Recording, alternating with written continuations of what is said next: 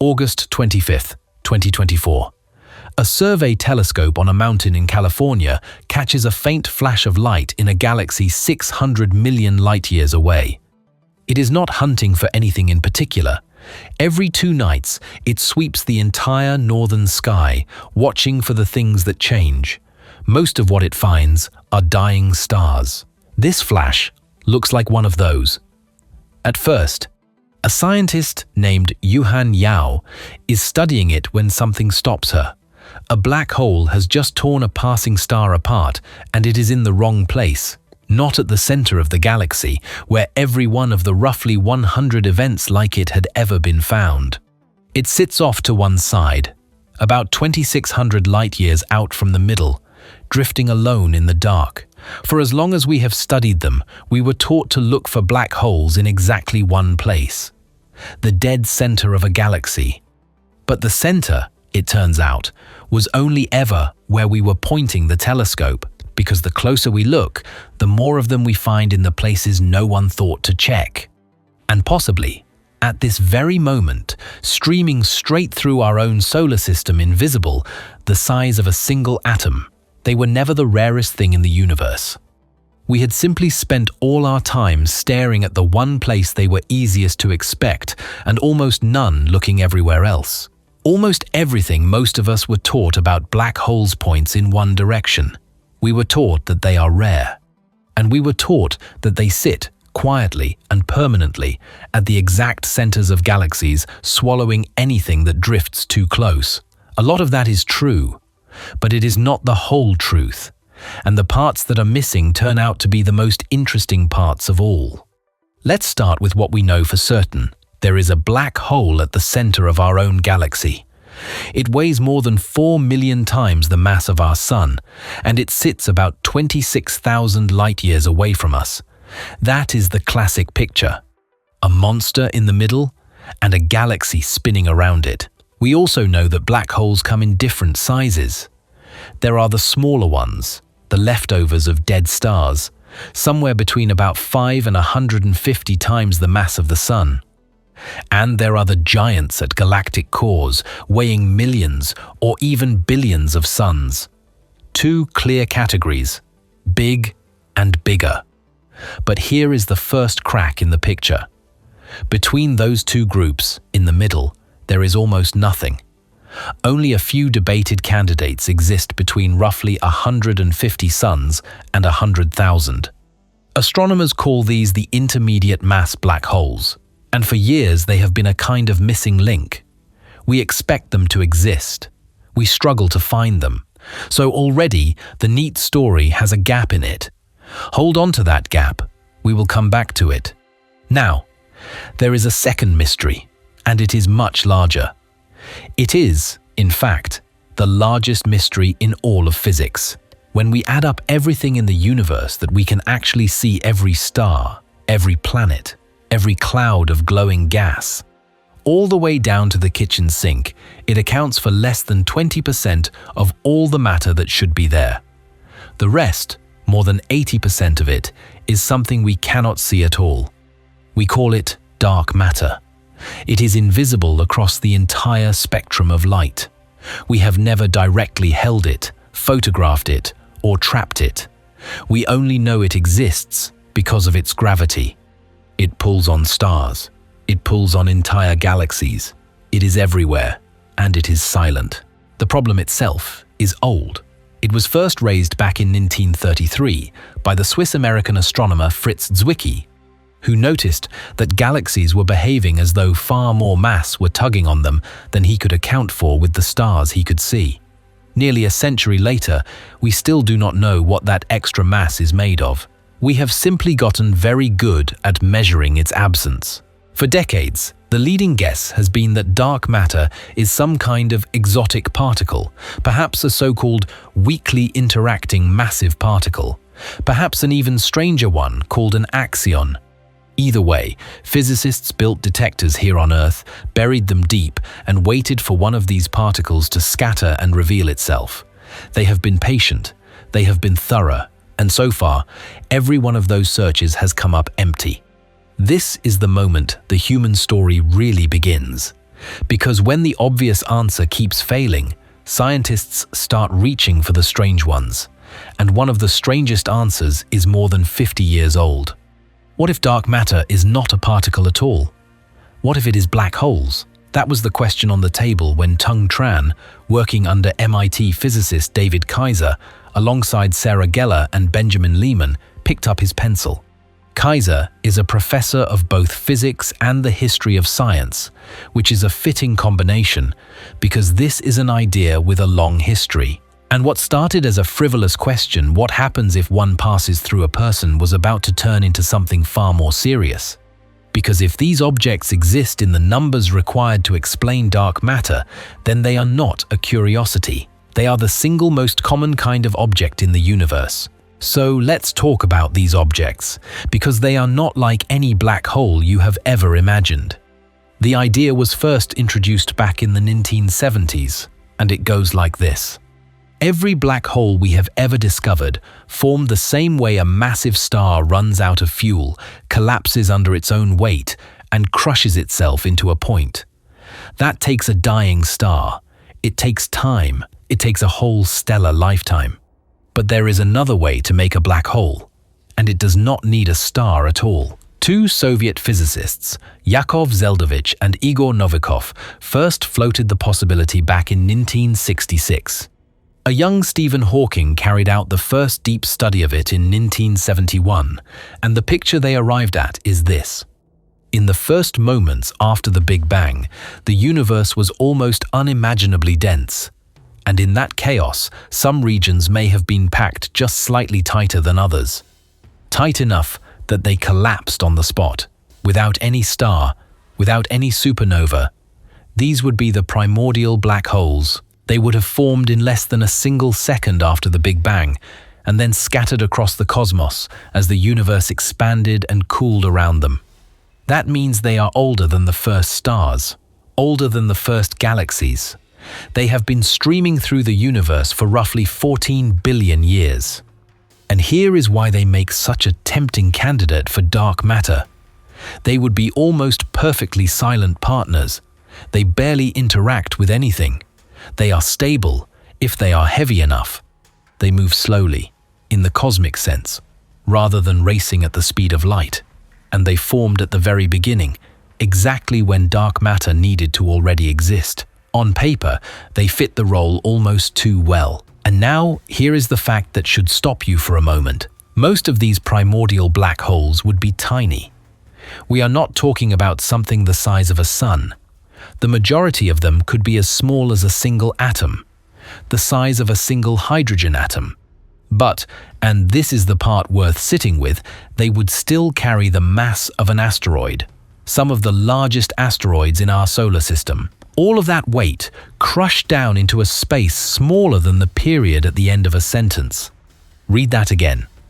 An object the size of an atom, as heavy as a mountain of rock miles across.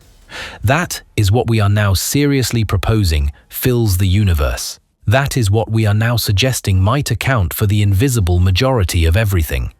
And they would not be sitting still. They would be moving fast, traveling at speeds around 150 miles every second. At any given moment, scientists calculate one of these objects is likely passing somewhere through our own solar system. Stephen Hawking himself, who conducted that first deep study of these objects back in 1971, once went so far as to suggest that the Sun might be harboring one. For a long while, this idea sat on the shelf. It was clever, but there was no evidence for it, and plenty of arguments against it. Then, in 2016, something happened that pulled it back into the light. The gravitational wave observatories LIGO and Virgo detected the ripples from two black holes colliding far away in space, and each of those black holes weighed around 30 times the mass of the Sun. That was heavier than many astronomers expected. Heavy enough that 3 separate groups of researchers, working independently, raised the same possibility. What if those were not ordinary black holes at all? What if they were primordial? The argument has only grown more interesting since. In November of 2025, The gravitational wave detectors picked up an unusual signal from a black hole merger involving objects so small that they hinted at a population of black holes lighter than the Sun, exactly the kind of thing that ordinary dying stars are not supposed to be able to make, and exactly the kind of thing the early universe could. There is even a way some of these objects might betray themselves directly.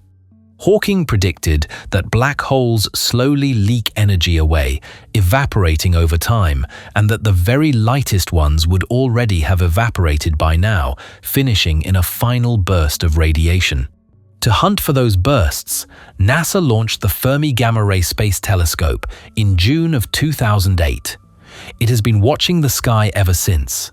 So far, what it has seen sets a strict limit. Only a small fraction of dark matter could be made of the very lightest primordial black holes. But that limit only applies to the lightest ones. The heavier, atom-sized, asteroid-mass population remains wide open. And there may be an even grander role for them to play. If these black holes really did form in the first second of time, then some of them could have served as seeds, the original kernels around which the giant black holes at the centers of galaxies later grew. Which would mean the monsters we were taught to look for at galactic cores might owe their existence to the tiny, invisible drifters we never thought to look for at all. So how would you ever find something like that? An object the size of an atom, dark by definition, racing through space faster than anything we build, and almost certainly passing right through stars and planets without leaving a mark. Most of the time, one of these black holes would pass through a star the way a bullet passes through fog, straight through, like the star was barely there at all. You cannot photograph it. You cannot trap it. It gives off no light, but it has gravity. And gravity, it turns out, leaves fingerprints. This is where the MIT team made their move, and it is a beautiful piece of reasoning. So let's walk through it slowly. If one of these black holes flew past a large object, its gravity would tug on that object, just slightly, just for a moment, and that tug would leave the object moving a little differently than it should, a wobble. The first instinct was to look at the most familiar things we have, the Earth, the Moon. Tung extended his calculations to ask what would happen if a primordial black hole flew past us and nudged the Moon out of its rhythm. The numbers came back messy. The solar system is a busy, complicated place, full of gravitational pushes and pulls, and all of that activity acts like friction. Any little wobble in the Earth or the Moon would get smeared out, dampened down, lost in the noise. They could not pin it to anything. So they built a model, a simplified simulation of the solar system, with the orbits and the gravitational tug of every planet and the largest moons all accounted for. Now, the most advanced solar system simulations in the world track more than 1 million separate objects, each one nudging the others by a tiny amount. The MIT team modeled only about 2 dozen. And even with that simple a setup, Benjamin Lehman noted, they could see there was a real effect hiding in there. Something worth digging into. They worked out how often a flyby should happen. Based on how much dark matter is thought to fill a given region of space, and assuming each black hole carries about the mass of a large asteroid, they arrived at a number. As Sarah Geller put it, these black holes do not live in our solar system. They are out there, streaming through the universe, doing their own thing. And the odds are that one passes through the inner solar system at some angle roughly once every 10 years. Once a decade. That is not rare. That is practically a schedule. Then they ran the flybys. Black holes coming in from every direction at those tremendous speeds. And they watched for the close encounters, the passes that actually disturbed something. The Earth and the Moon, again, were too noisy. The signal got lost. But Mars was different. Mars gave them a clear picture. Here is what they found. If a primordial black hole passed within a few 100 million miles of Mars, the encounter would set off a wobble, a slight, specific deviation in the red planet's orbit. And within a few years of such a pass, Mars would shift in its path by about a meter, 1 meter, on a planet that sits more than 140 million miles away from us. It sounds impossibly small to measure, and yet this is the part that makes the whole idea real. We have been watching Mars for a very long time with a great deal of equipment. As David Kaiser explained, decades of precision tracking mean we now know the distance between Earth and Mars to an accuracy of about 10 centimeters, about 4 inches. Across more than 140 million miles, we can measure the gap to the width of your hand, which means a 1-meter wobble is not lost in the noise.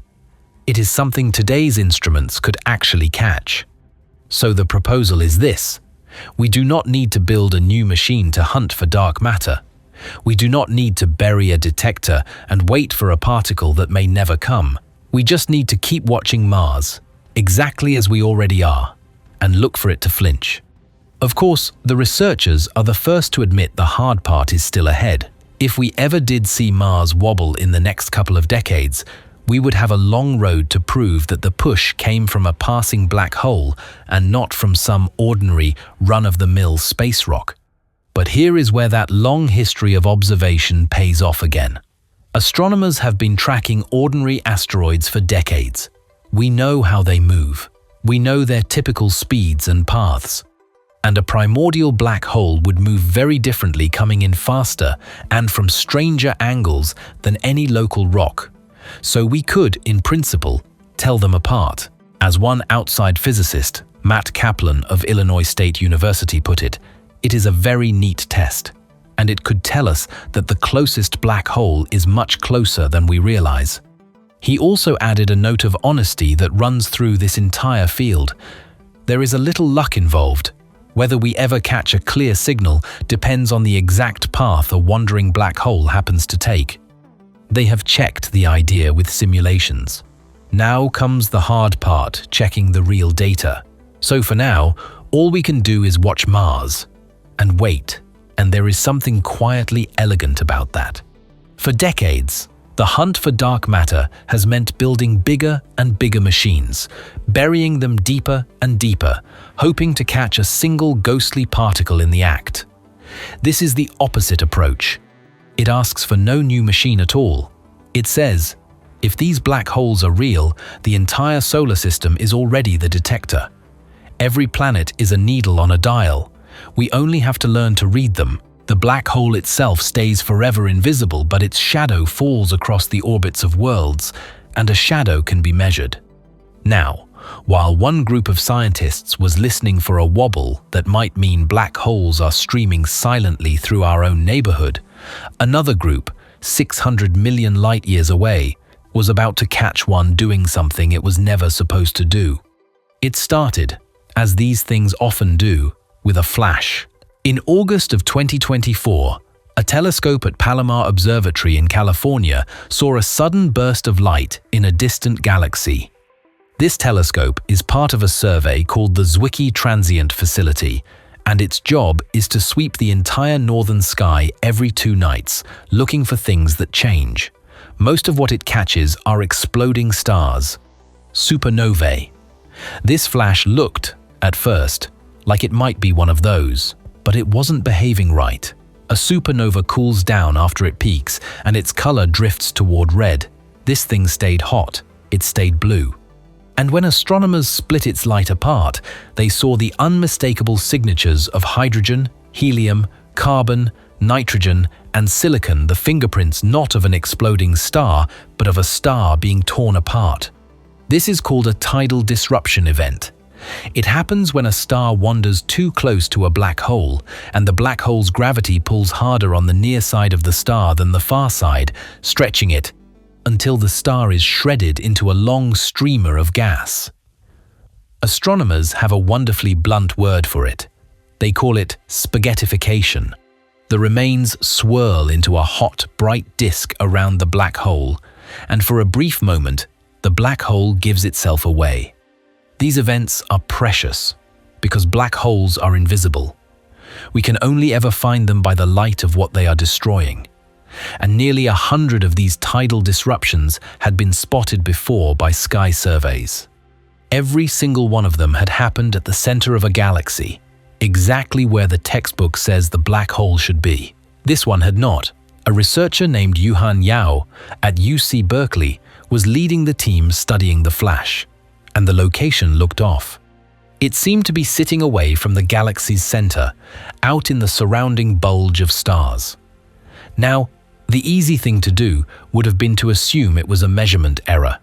The survey telescope isn't precise enough to be sure of something like that. The classic place to look for these events is the center, so that is usually where people place them, but the team didn't let it go. They suspected the black hole really was off-center, and they immediately asked for time on the most powerful instruments available, the Chandra X-ray Observatory, the Very Large Array, and the Hubble Space Telescope. One by one, the observations came back, and they all agreed. The black hole was not at the center of its galaxy. It was roughly 2,600 light-years off to the side. To put that in perspective, that is about 1/10 of the distance between our Sun and the giant black hole at the center of the Milky Way. Close to the center, but unmistakably not in it. This object, weighing about 1,000,000 times the mass of the Sun, was simply wandering through the outer regions of its galaxy. And here is the strange detail on top of the strange detail. At the actual center of that same galaxy, there is a second black hole. A much bigger one, weighing 100 million suns, calmly feeding on gas, right where it is supposed to be. So this galaxy holds two giant black holes at once, one in its proper place, and one adrift. They are not orbiting each other. They are not bound together. They simply share the same galaxy, like two strangers in the same house. How does a black hole end up in the wrong place? The team has two ideas, and they are careful to call them ideas, not answers. One possibility is that this wandering black hole is the leftover core of a smaller galaxy that merged with this larger one more than 1 billion years ago, and it has been drifting ever since. The other is stranger. If 3 black holes once found themselves crowded together at the galaxy's center, the chaotic dance of their gravity could have flung the lightest one outward, kicking it loose to roam. We honestly do not know which it is. As the astronomers put it, we cannot yet tell if this black hole is coming or going. What we do know is how rare it is to catch one at all. On average, a black hole like this might tear apart a passing star only once every 30,000 years. The rest of the time, it sits silent and invisible. It betrays itself only when it feeds, and then it goes dark again, sometimes for tens of thousands of years. And there was one more surprise, and it came from a different kind of telescope entirely. As the team kept watching this object, they turned an international fleet of radio observatories toward it, the Very Large Array, the enormous ALMA array in Chile, an instrument in the United Kingdom, and others, tracking it across roughly 300 days. Led by Itai Sfaradi, a researcher who had trained under Asaf Horesh at the Hebrew University of Jerusalem, the campaign caught the black hole, producing 2 enormous flares of radio energy, and they evolved faster than anything ever recorded from an event like this. About 40% of these tidal disruptions, when watched in radio, show a delayed brightening of some kind, but nothing had ever brightened this fast. Stranger still, the radio signal didn't appear the instant the star was destroyed. It came months later, in delayed bursts. The team's modeling suggested that powerful outflows of material had been launched from near the black hole, not at the moment of destruction, but roughly 80 days afterward, and then again months after that. It was as if the black hole had torn the star apart, paused, and then woken back up to fling material outward all over again. The clearest takeaway is unsettling in its simplicity. Black holes do not always stay quiet after they feed. They can fall silent and then reawaken. There is a reason astronomers care so much about pinning these wandering black holes down, and it reaches into the future. When 2 giant black holes finally do merge, they send out ripples in the fabric of space itself, gravitational waves. We can already catch the waves from smaller black holes with ground-based detectors. But for the giants, weighing millions of suns, we are building something new. A space-based observatory called LISA, planned to launch within the next decade, is designed to listen for exactly those mergers.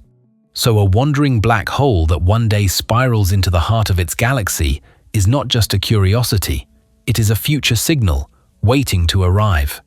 The lesson of this single flash, 600 million light-years away, is hard to overstate. We have been searching for these objects only where we expected them to be, and the very first time we looked carefully at one in the wrong place, we found it. Which raises the obvious question: how many more are out there, wandering through galaxies in the dark, that we have simply never thought to look for? So far, we have black holes that may be streaming through our solar system, and black holes that wander the outskirts of distant galaxies. Now, let's go back to that gap I asked you to remember. The missing middle. The intermediate mass black holes that we expect to exist but can barely find. To understand why they matter, you have to understand what counts as normal. Small black holes, the dead star kind, are common and well understood. The supermassive giants at galactic centers are also, in their own way, expected. We know roughly how big they are and where they sit. But the ones in between, weighing thousands to tens of thousands of suns, are almost ghosts in the data. Find one, and you have a stepping stone, a clue to how the small ones might grow into the giants, a piece of the story we have been missing. For this, we go to a place you can actually see with your own eyes. There is a smudge of light in the southern sky called Omega Centauri. It is the largest and brightest globular cluster in the entire sky, and from a dark enough location, it looks almost as large as the full moon. People have been staring at it for a very long time without understanding it. Ptolemy catalogued it nearly 2,000 years ago as a single star. In the 1600s, Edmund Halley called it a nebula. It was not until the 1800s that John Herschel recognized what it really is: a tightly bound swarm of roughly 10 million ancient stars, so massive it is almost a small galaxy in its own right. The question for years has been whether something massive hides at its heart. To answer it, a team led by Maximilian Heberle at the Max Planck Institute for Astronomy did something patient and beautiful. They gathered more than 500 images of the cluster taken by the Hubble Space Telescope over 2 decades. Most of those images were never meant for science at all. They were taken just to calibrate the telescope's instruments. But pooled together, they became the largest catalogue of stellar motion ever assembled for a star cluster, tracking the movement of 1.4 million individual stars. And buried in all that motion, they found 7 stars that should not be there. These 7 stars, packed into the very center of the cluster, were moving far too fast. So fast that by every reasonable calculation, they should have flung themselves clear out of the cluster and never returned. To escape Omega Centauri, a star would need to be moving faster than about 62 kilometers a second. These 7 were all above that line. The fastest of them was racing along at about 113 kilometers a second, and the team did not infer that from a single snapshot. They had tracked that one star across 286 separate observations over a baseline of more than 20 years. 4 of the fastest stars were crammed into a region so small it spans less than a single second of arc on the sky. Something was holding them. As Heberle described it, the only thing massive enough to keep stars moving that quickly in that smaller space is a black hole, one weighing at least 8,200 times the mass of the Sun. That number lands it squarely in the missing middle. An intermediate mass black hole, the long-sought stepping stone, sitting about 17,000 light-years away. If confirmed, that would make it closer to us than the giant at the center of the Milky Way. As his colleague Nadine Neumayer put it, this may be the best example of such a black hole anywhere in our cosmic neighborhood. And the team did not stop at the bare minimum. By studying not just how fast the stars move, but how their motion subtly bends over time, they pushed the likely mass higher still to at least 21,000 suns. and quite possibly somewhere in the range of 40,000. There is a deeper reason this particular cluster matters. Omega Centauri does not behave like an ordinary swarm of stars. It is too massive, too flattened, and it spins too fast. The leading explanation is that it is not a true star cluster at all, but the surviving heart of a small galaxy that was torn apart and swallowed by the Milky Way long ago. If that is true, then the black hole hiding in its center is a relic, a window into how black holes might grow inside the small galaxies that built the big ones. Notice the pattern that keeps repeating. We did not find it where it announced itself. We found it because 7 stars were behaving in a way that made no sense, and someone took the trouble to ask why. And now the strangest case of all, because the black holes we have discussed so far were at least hiding in the dark. This last kind hides in plain sight, dressed as something else entirely. When the James Webb Space Telescope first opened its eyes in 2022, it found something nobody expected. A population of faint, intensely red objects scattered across the early universe, appearing around 600 million years after the Big Bang. Astronomers nicknamed them the little red dots. They were small, they were common, and they made no sense.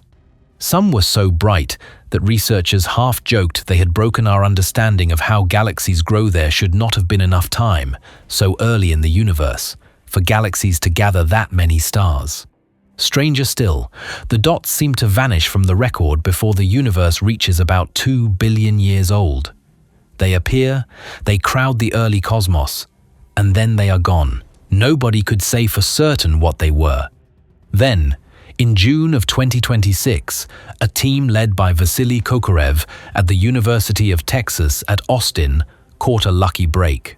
The telescope had been hunting for something else entirely, the very first generation of stars ever to shine, a population so ancient and elusive that astronomers are still searching for the first confirmed example.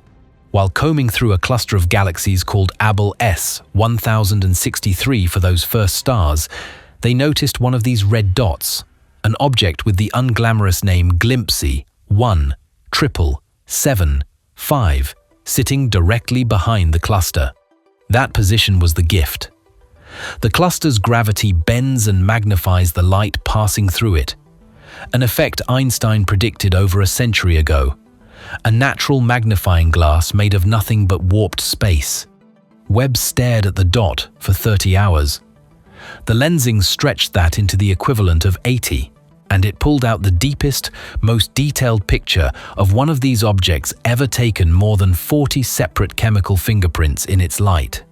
This dot, we now know, shines to us from about 1.5 billion years after the Big Bang. When Kokorev first saw it, he said it was like having all the pieces of a puzzle scattered on the floor. Some of the pieces, on their own, looked like nothing. But as he picked them up and fit them together, a single shape emerged. The little red dot was a black hole, a rapidly feeding supermassive black hole, wrapped in a thick, dense cocoon of gas. The black hole at the center pours out ferocious radiation, and the shroud of gas around it soaks that radiation up and re-emits it in softer, redder tones. So from across the universe, a violent, blazing object masquerades as a gentle red glow. Astronomers call it a black hole star. It is, quite literally, a black hole hiding in borrowed clothes. The evidence was layered and consistent. A forest of 16 separate iron lines, the telltale smearing of light by electrons inside dense gas, the fingerprints of helium glowing and absorbing in just the way a thick shroud would produce, and the disguise even explained an old puzzle. These dots had always been strangely faint in X-rays, and now we knew why. The cocoon was swallowing the X-rays before they could escape. There was one piece that didn't quite fit at first. Little red dots usually show a particular dip in their light, a feature called a Balmer break. In Glimpsy 1,775, that dip was weaker than expected. The explanation turned out to deepen the story rather than break it.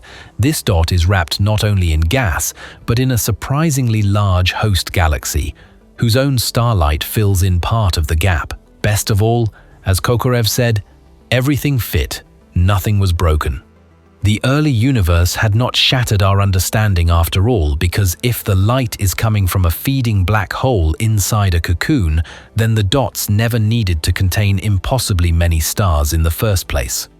They had simply been hiding their black holes inside a costume we did not know to look past. And the part that excites Kokorev most is what comes next. He suspects that within a year or two, we may finally learn what truly powers these strange engines at their cores.